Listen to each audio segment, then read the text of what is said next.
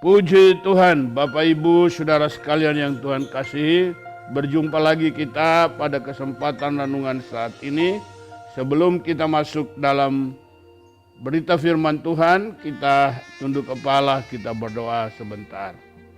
Bapa Surgawi, dalam nama Yesus Tuhan Juru Selamat kami yang hidup, terima kasih buat waktu yang disediakan untuk kami saat ini merenungkan sejenak firman-Mu.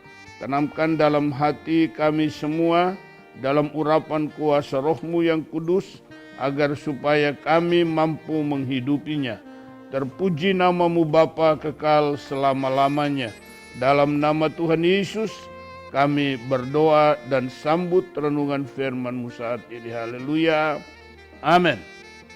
Baik Bapak Ibu Saudara sekalian yang Tuhan kasihi, sama-sama kita membaca firman Tuhan di dalam Matius pasal 24 ayat 3 dan ayat 4. Saya baca demikian firman Allah.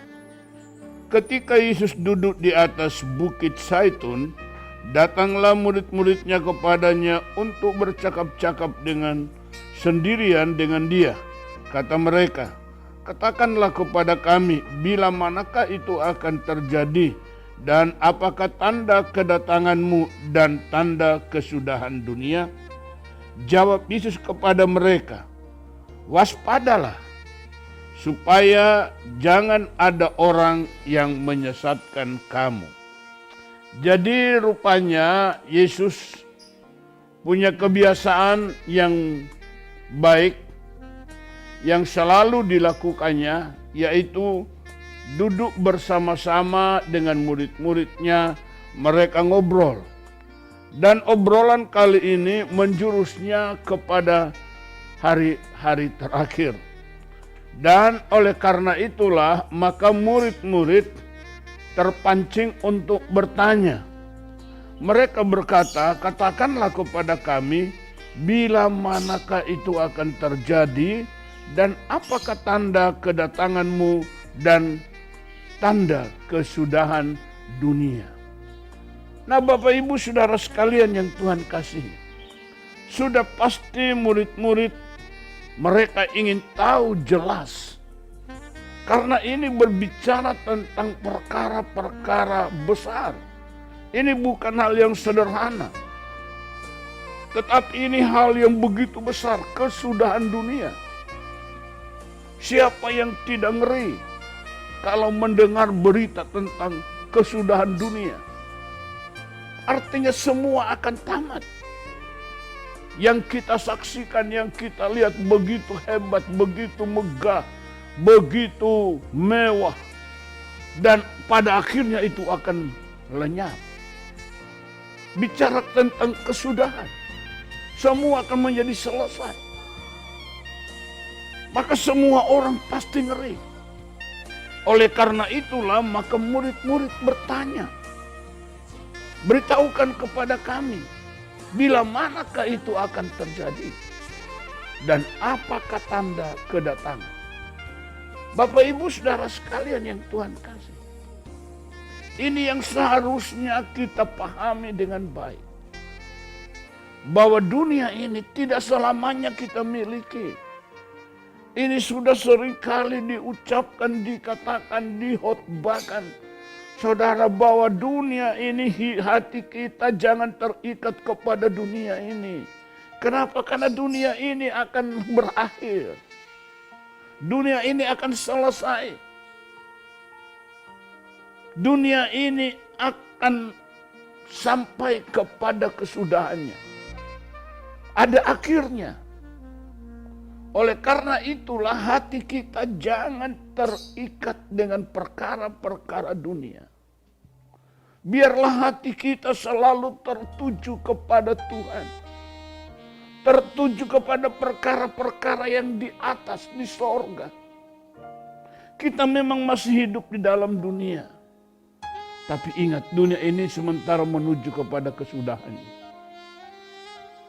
Mari perbaiki perjalanan iman kita. Dengan cara apa? Hidupkan ibadah kita. Sekarang ibadah di rumah. Mari kita hidupkan ibadah di rumah. Mari kita tingkatkan doa. Karena doa itu adalah membangun hubungan dengan Bapa.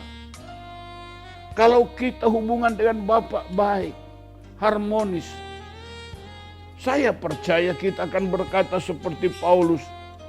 Kalau aku suruh memilih, aku memilih di sana lebih baik daripada di sini. Mengapa? Karena Paulus hubungannya dengan Bapa begitu baik. Tetapi ada orang yang hubungannya dengan Allah tidak harmonis. Maka bagi dia, untuk meninggalkan dunia ini begitu berat, begitu sukar. Kenapa? Karena hatinya terikat oleh dunia, terikat perkara-perkara duniawi. Tetapi kalau hati kita terhubung ke sorga, saya percaya kita tidak ada masalah. Tuhan mau datang sekarang, bumi ini mau berakhir sekarang, mau berakhir besok, tahun depan, 10 tahun, 100 tahun lagi akan datang. Nggak ada masalah. Karena hati kita tidak terikat oleh perkara dunia. Walaupun kita memang masih bekerja, masih mencari uang, masih untuk makan, masih mencari uang untuk kita punya rumah yang baik, punya mobil yang baik. Itu tidak dilarang. Tetapi bukan berarti hati kita terikat di sana. Tidak. Kita punya rumah yang bagus, kita punya mobil yang bagus. Tetapi bukan hati kita terikat di situ. Kita punya harta yang banyak, tapi hati kita bukan terikat di sana. Hati kita tetap ada di sorga. Kita tetap merindukan sorga. Bapak Ibu, jadi bukan berarti dilarang untuk tidak punya rumah yang bagus, untuk tidak boleh punya mobil yang mewah, untuk tidak boleh punya harta yang banyak. Enggak, itu keliru pelajaran seperti itu. Kita boleh punya harta yang banyak, mobil mewah, rumah mewah. Tetapi hati kita jangan terikat di situ. Hati kita tetap terikat dengan Bapa Surgawi. Hati kita tetap sorga. Mengapa? Karena dunia ini akan berakhir. Ada saatnya semua yang kita miliki, semua akan ludes habis sama dengan dunia ini.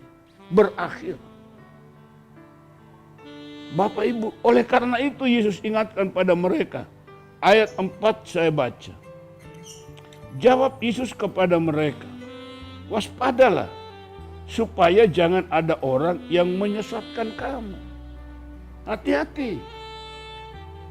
Bapak Ibu Saudara sekalian, kita bangun pagi, kita mulai memikirkan kegiatan-kegiatan apa yang kita harus lakukan hari ini untuk mendapatkan uang, untuk kebutuhan keluarga, untuk kebutuhan perjalanan hidup kita hari ke hari, untuk kelanjutan usaha, kelanjutan mata pencaharian. Kita setiap bangun pagi kita sudah penuh dengan program. Itu enggak masalah. Selagi kita hidup memang kita harus giat bekerja. Supaya kita bisa mendapatkan hidup yang layak. Tetapi sekali lagi bukan itu yang terpenting dalam hidup kita. Yang terutama dalam hidup kita adalah hati kita tertuju kepada Bapa di sorga. Itu yang paling utama. Karena itu Yesus ingatkan, jangan orang menyesatkan kamu. Waspada. Jangan sampai ada orang yang menyesatkan kamu. Bapak Ibu Saudara sekalian, terkadang ada yang rela mengorbankan waktu ibadahnya, waktu doanya, waktu dia mencari Tuhan hanya karena dia mengejar harta. Dia korbankan persekutuannya dengan Allah karena harta. Dia korbankan waktu ibadahnya karena ada pekerjaan yang menjanjikan, yang harus dia kerjakan di jam-jam ibadah itu.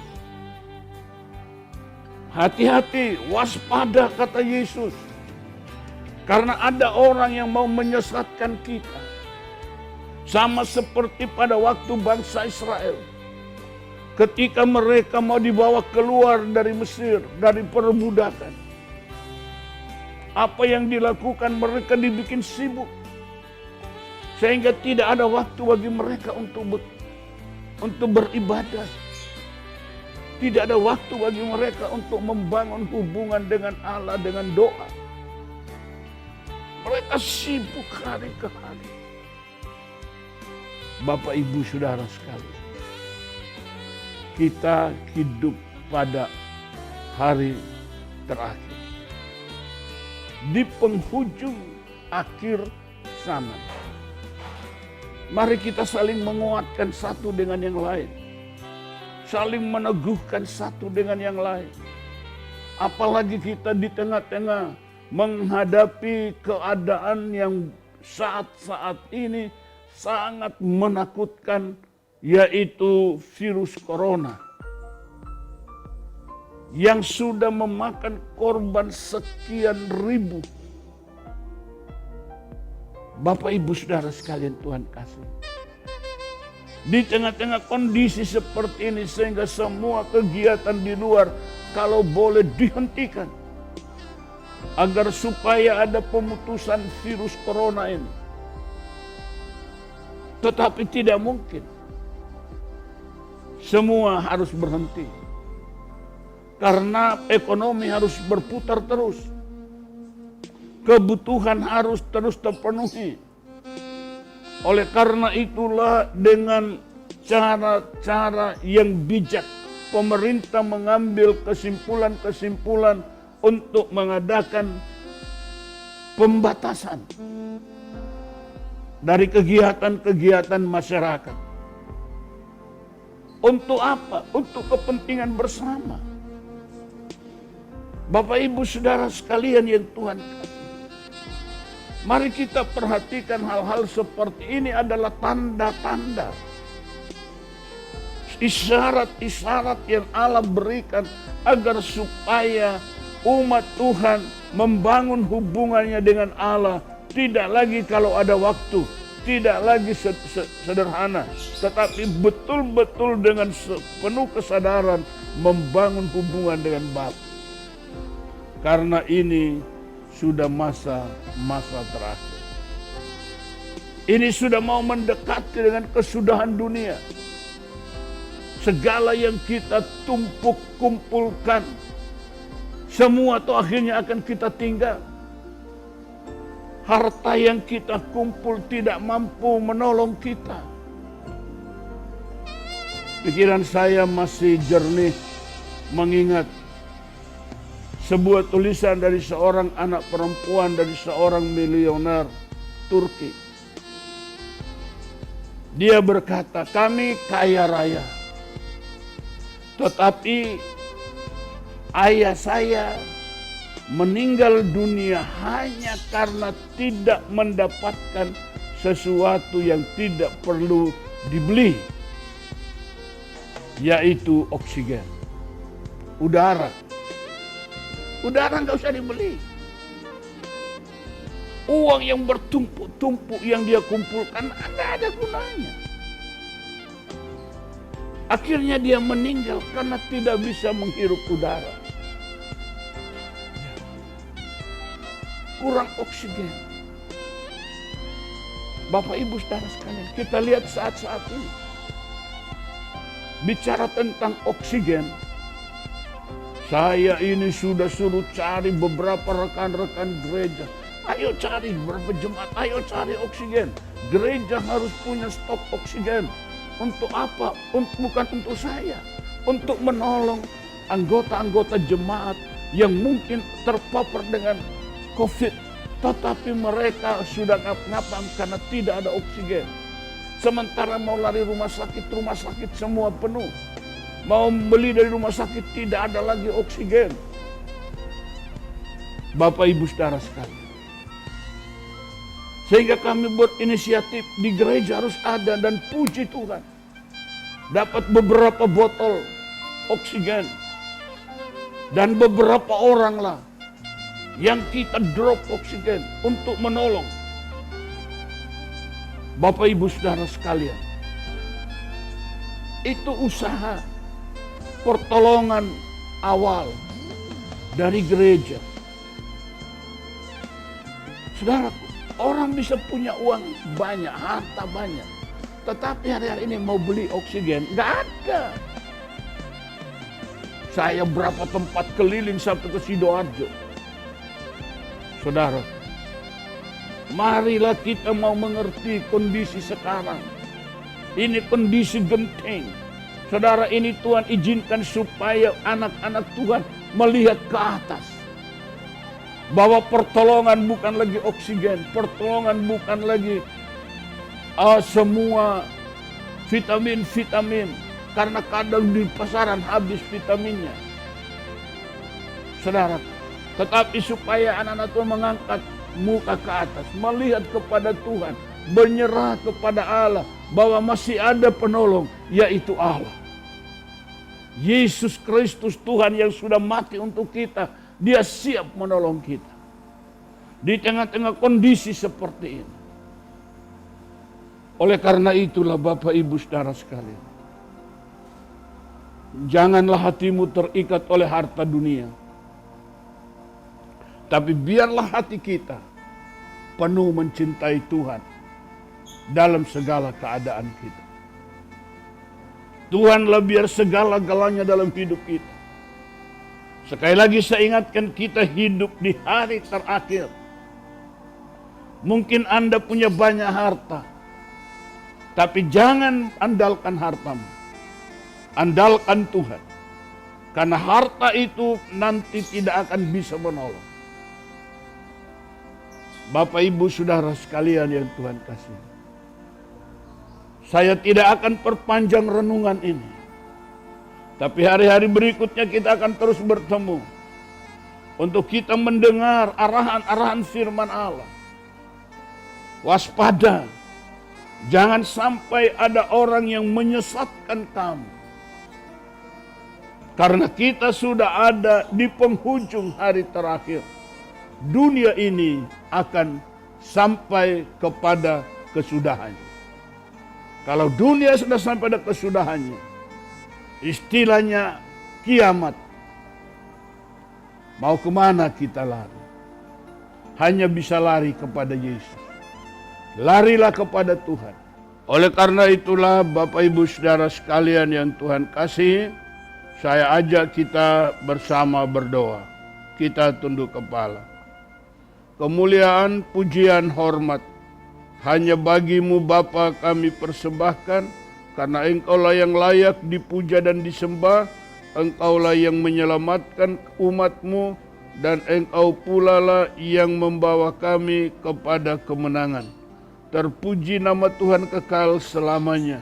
Kepadamu hamba menyerahkan semua pendengar dari firman Allah ini, dan biarlah firman-Mu tertanam di hati kami semua dan membentuk hidup kami supaya kami semua berkenan kepadamu. Ampuni salah dosa kami dan biarlah Engkau pimpin kami sampai kesudahannya. Segala kemuliaan hanya bagi-Mu Bapa kami persembahkan dalam nama Tuhan Yesus Kristus. Biarlah berkat Bapa turun atas kami semua dalam nama Yesus. Haleluya. Amin. Baik Bapak Ibu sekalian yang Tuhan kasih, kita sampai di sini. Sampai berjumpa lagi dalam renungan yang akan datang. Tuhan memberkati.